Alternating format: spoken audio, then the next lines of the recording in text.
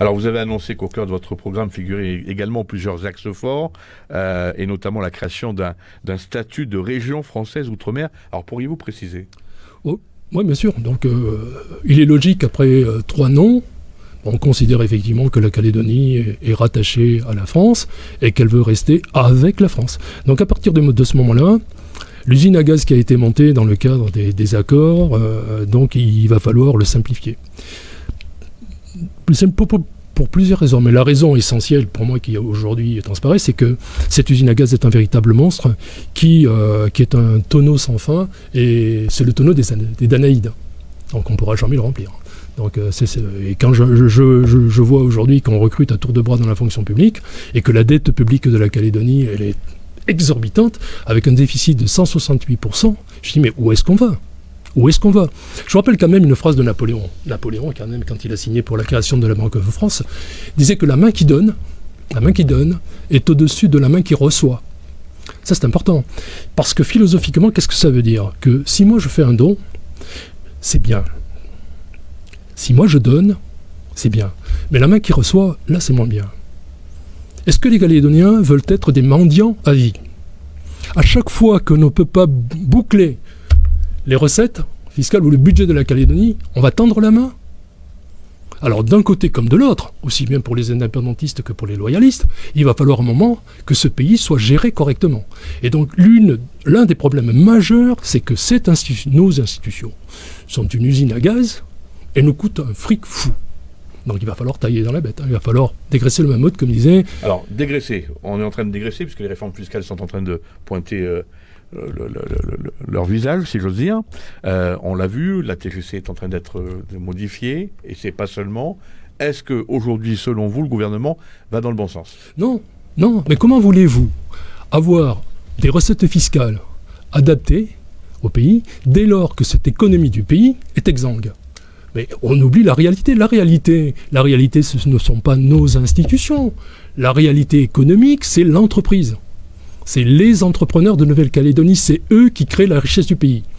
Et si effectivement les institutions rendent exsangue notre économie, qui ne va pas bien, puisque nous avons une balance commerciale qui est déficitaire et de façon chronique, nous avons une balance des paiements qui est déficitaire de façon chronique, mais on va où ? Alors que faut-il faire ?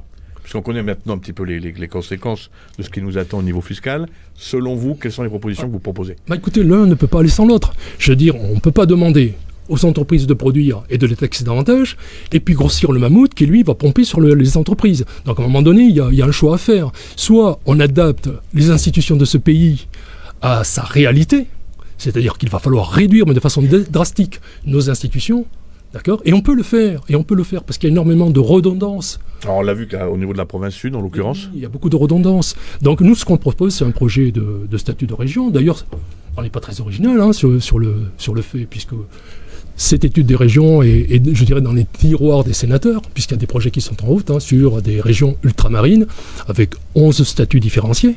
Donc ça, c'est important. Donc on dit pourquoi pas un statut de région. Et là, je dis que la Calédonie est très bien lotie, parce que la Calédonie, c'est la Lozère. C'est un département dépeuplé de la métropole, où il y a un certain nombre de communes, beaucoup plus de communes, parce que les communes sont petites en France. Mais les intérêts économiques ne sont pas les mêmes. Ah, pourquoi ? Je vous pose la question au niveau de la Lozère. Oui, écoutez, au niveau de la Lozère, le problème c'est de savoir combien coûte la Calédonie aujourd'hui à la France. Si demain vous demandiez aux Français par référendum, est-ce que vous voulez que la Calédonie reste dans le giron de la France, sachant qu'elle nous coûte tant, je ne suis pas sûr du résultat. Donc à partir de là, si on n'est pas capable de réduire, je dirais, le train de vie de la Calédonie à travers ces institutions, d'accord ? Parce que nous avons 1000 feuilles administratives, donc il va falloir effectivement simplifier tout ça, simplifier le nombre d'élus, donc avoir moins de personnel, parce que tout ça, ça a un coût. Donc si on n'est pas capable, et ça va donner un coup d'oxygène à l'économie réelle. Donc l'économie réelle, pour la lancer, il va falloir qu'au niveau des taxes, effectivement, on revoie les taxes, sachant qu'on ne peut rien faire par rapport à cette économie qui est fragile parce qu'elle est ouverte, sur l'augmentation des prix des matières premières, sur l'augmentation de l'énergie. Donc on va le prendre de plein fouet. Sauf si au niveau énergétique, le gouvernement décide de mettre en place une taxe flottante avec une garantie sur le prix du carburant, que ce soit le gasoil ou l'essence. On parle beaucoup actuellement du carburant. Oui, mais ce n'est pas tous les mois. Ce n'est pas tous les mois, parce qu'un entrepreneur a besoin d'un tableau de bord qui soit lisible. Si tous les mois vous lui changez le tableau de bord, l'entrepreneur, il ne saura pas où il va, Et ça, c'est important. Ce qui rassure les entrepreneurs, c'est le marché.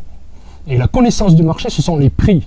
Si on fait comme on fait actuellement, c'est-à-dire mettre des boucliers pour bloquer les prix, donc l'entrepreneur, il est aveugle. Il ne sait pas demain ou après-demain. Non. Oui. Donc donner de la lisibilité. Pour ça, il faut être dans un système économique qui soit pérenne. C'est-à-dire qu'on ne change pas toutes les 3 minutes parce qu'on n'y arrive pas. Et pourquoi on change toutes les 3 minutes? 3 minutes, c'est pas 3 minutes, mais tous les ans, on est obligé. Pourquoi? Parce qu'on est dans une situation où l'économie réelle ne peut plus fournir à l'économie, je dirais, publique, à la dette publique. Et on ne peut pas, dans un système, pour qu'il soit viable, faire en sorte que ce soit la dette publique qui va se reporter de génération en génération, payer avec ça. Donc il faut arrêter et sortir, trouver une certaine... être vertueux.